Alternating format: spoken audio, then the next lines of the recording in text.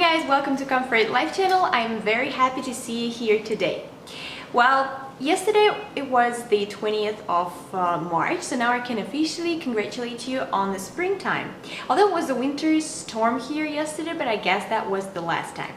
In today's video, we are going to discuss food sensitivities, food allergies, and food intolerances. Yeah, that's so many ways we can call this problem.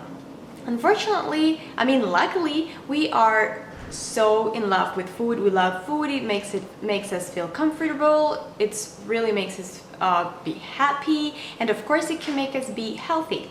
Well, but unfortunately the food sensitivity is something that is pretty common nowadays, and it's also common among the adults as well as the kids. And the worst thing here is that even though you can develop it with age, even though you didn't have allergy, let's say you were not allergic to nuts a couple years ago, you pretty good still can be allergic to it now. Food intolerance is the problem that is, on the one hand, is pretty hard to deal with. There could be many reasons. First of all, it is pretty hard to identify the trigger, something that is the allergen, that it makes you experiencing all those uncomfortable symptoms.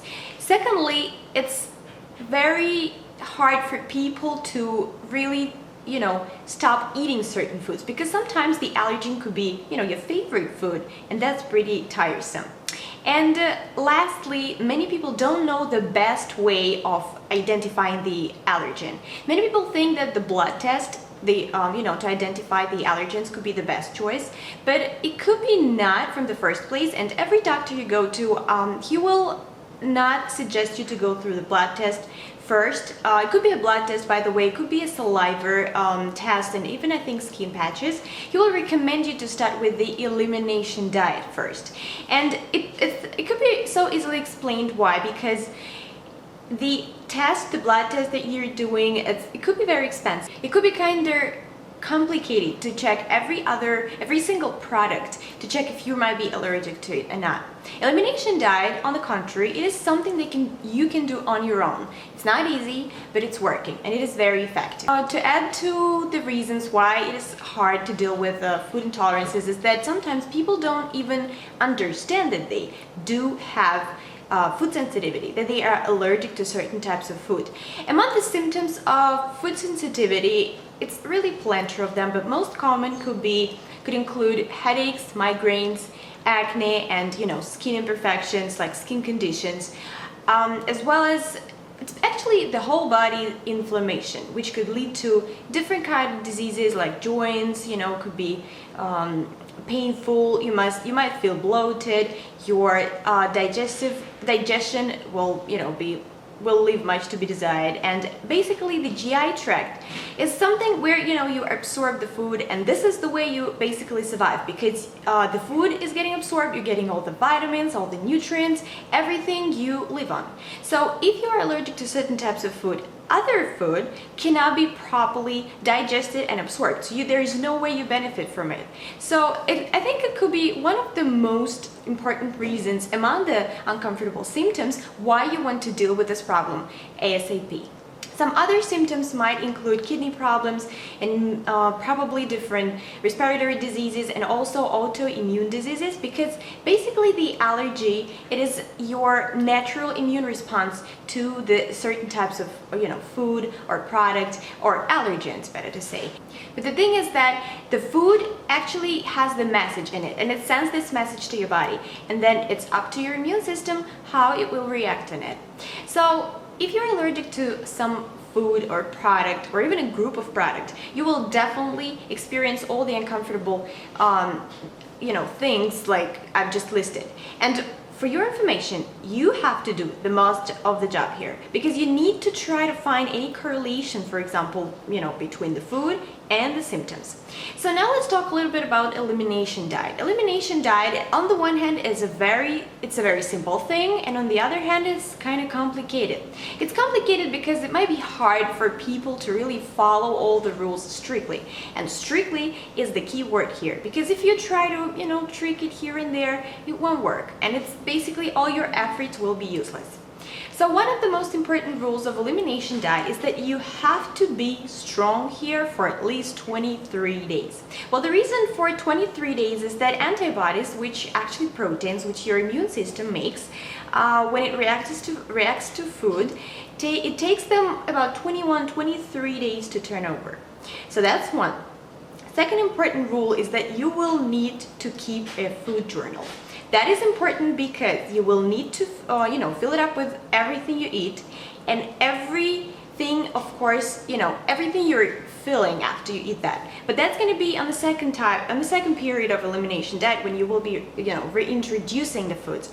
Well, during the elimination diet, during this 23 days, you might also write down all the feelings that you have while you're not eating certain foods, and you will definitely feel differently.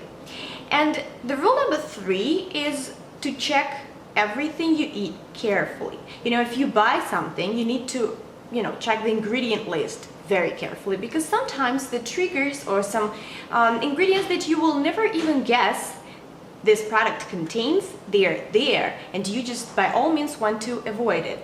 And of course, while doing elimination diet, your body will not be under stress. It actually will be, I think it will be thriving. I think it will be feeling so well. You could call it a little bit like, maybe on the dietetic side. You will definitely lose weight, but we're not doing it for that purpose. Although I think right now during the springtime, it's basically the easiest time for you to try it. And the thing is that you will need to be prepared, from every side. If you will think that you will need a snack or you will be hungry when you come home, you need to make sure you have food, so you don't give up, so you don't feel bad, because the main goal here is to make you feel better, in the end. We don't want you to suffer. Nobody wants that. We want you to be the best, of yourself. So that's why you have to have a little bit of the plan, let's say the prevention plan. And that's pretty simple, because you want to be happy, you want to be healthy, and you're doing it for yourself. So enough with the talking, let's go to the details. What food you will have to eliminate for the period of 23 days.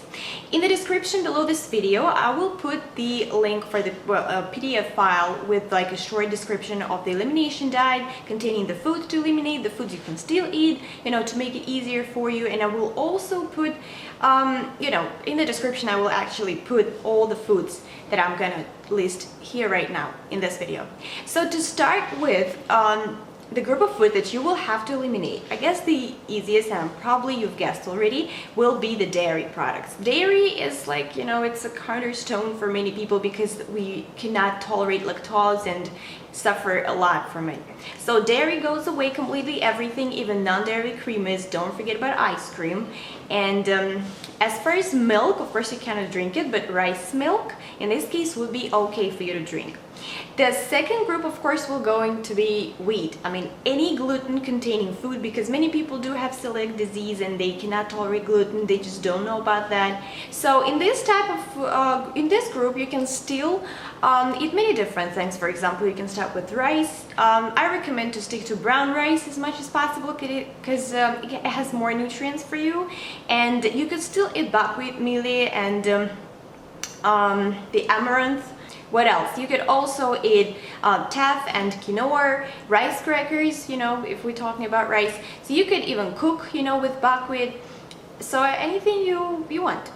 And the next group, we are eliminating completely eggs. Eggs, basically people, I was surprised when I found out that many people are allergic to eggs, especially the egg whites. But you have to eliminate it completely, and there's no way you stick to the egg substitutes. You can't eat it as well.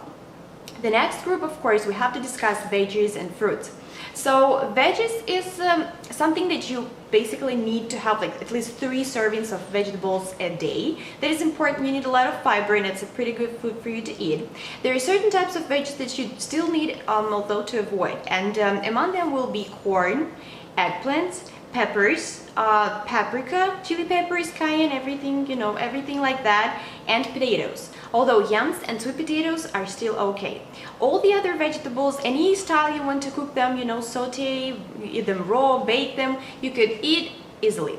Now talking about fruits is also a good idea. You can even get frozen foods, and the only thing you cannot eat during the elimination diet is the citrus fruits and juices, as well as bananas and tomatoes. As for the apples, just make sure you're buying the certified organic ones. Basically, among the fruits and veggies, it is basically strongly recommended here to stick to the certified organic ones, especially those among dirty dozen.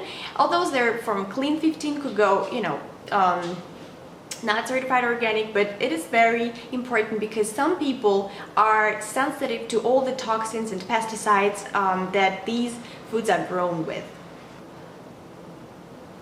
A lot of talking, but we keep going.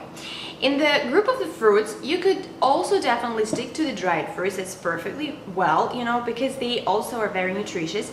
But here, the very important thing is to get the dried fruits that are sulfate free. Well, personally, I had the problem like that. I'm in love with dried fruits a lot, and I used to eat them a lot. But I noticed that after eating, I usually ate a mixture, of different ones like raisins, apricots, figs, and prunes are my favorite. And then after that, I noticed I started developing a rash, on my legs, and it mainly happened at nighttime. And I was, it was so bad. I couldn't even sleep. I was suffering a lot. And then finally something happened, like a bright idea, and I was like, yeah, I'm probably allergic to something, to one of these fruits. And I tried to figure it out, and then I found out that sulfates in this fruits are bad, because I know I've been eating it through all my life, and now still I can, if I get it from a good source, I have no problems at all. So please be careful at this point very much. So another thing you will need to eliminate will be nuts. Some elimination diet rules still allow eating coconut, but I won't do that if I were you, because many people are allergic to coconut, and I think to be on the safe side, if we're already doing this whole thing, eliminate that as well. Do not forget any homemade nut or store-bought nut milks like almond milk, coconut milk, and rice milk again is okay for you to eat.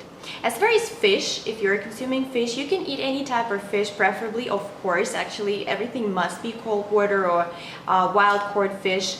Shellfish, although, is not allowed, and the canned fish is not allowed as well. If you're consuming meat, here basically, it will be a little bit strict, because anything that is allowed will be lamb, wild game, and turkey. Everything else like beef, chicken, and canned meat and cold cuts, bacon are not allowed. And if you're consuming turkey, lamb, and wild game, make sure that you're buying grass-fed and hormone-free. It is very important. So the next thing we're talking about is going to be sweeteners. Yeah, that's going to be really hard, because you will need to stop eating any artificial sweeteners, which are in those sport bars. They're so delicious, but you can't eat that because they also contain maple syrup, and they contain corn syrup, high fructose corn syrup.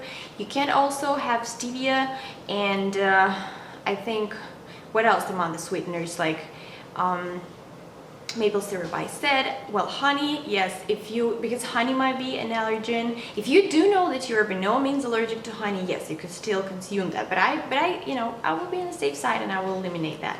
So among the sweeteners, you probably could have in really small amounts, and like all of them must be used sparingly. You can have a little bit of stevia though, and some of the agave syrup, and brown rice syrup as well. So, and blackstrip molasses. That is basically very good. It's very nutritious thing.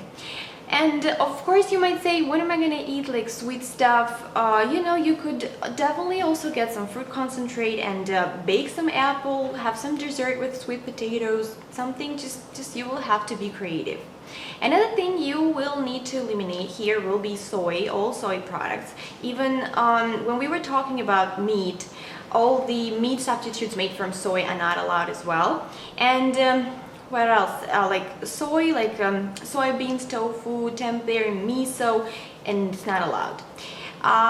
Legumes are not allowed as well, but if you're a vegetarian, you can still leave them in your diet, so you could still consume lentils and legumes and peas, but only if you're a vegetarian. Another thing I need to mention here is the drinks. So water is your best friend, and you need to drink as much of it as possible throughout the day. I mean, not more than you actually need it.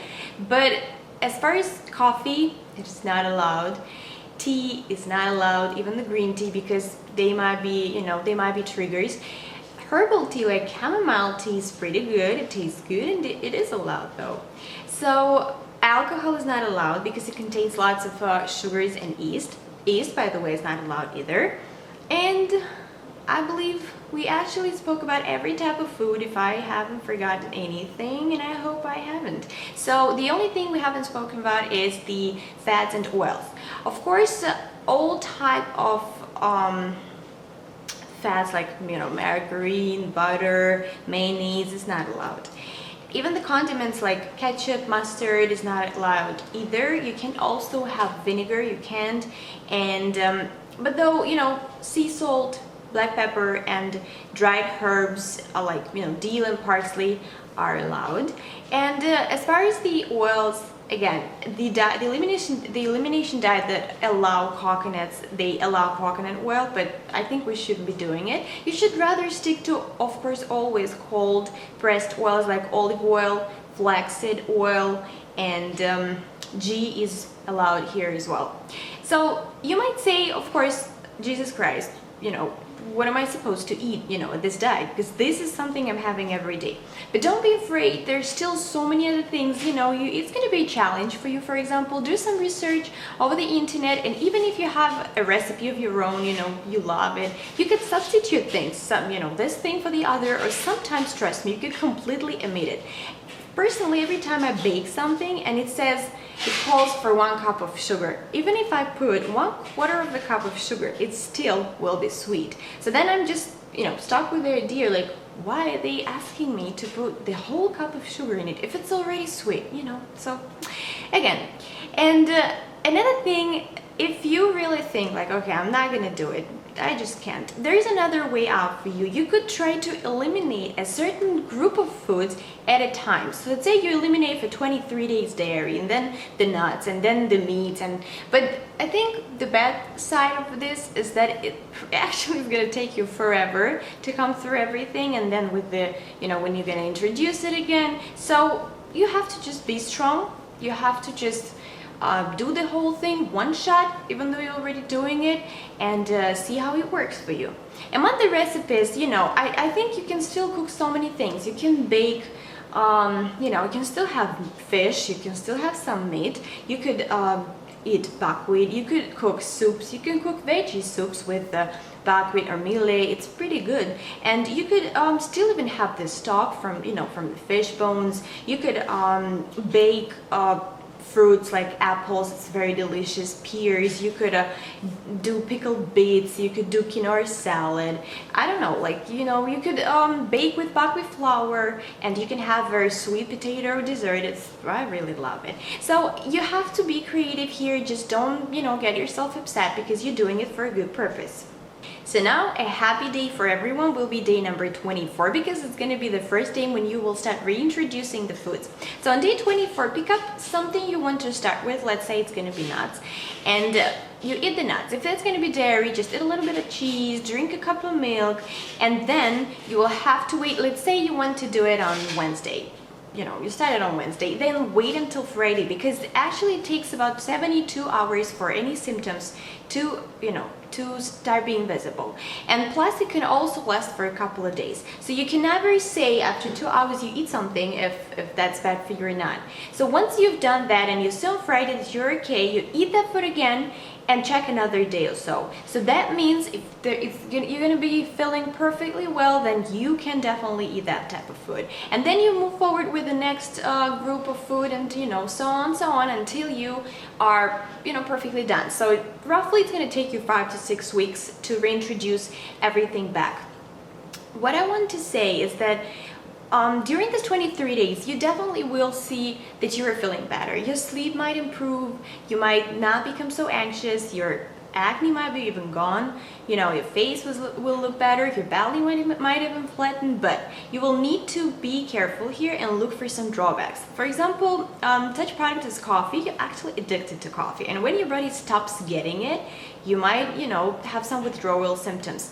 You have to be ready for it. And then when you start reintroducing things, food back, what things to look for? You might even feel bloated. You might feel insomnia. You might feel fatigue or joint pain, like basically inflammation. You might have migraines or headaches. You might have the brain fog or bowel changes or GI pain. So you have to be very careful to everything you feel like. So that's why I'm saying that it is hard and it is easy, because you are doing the job and you will judge the best, but you will have to be very attentive and very careful here.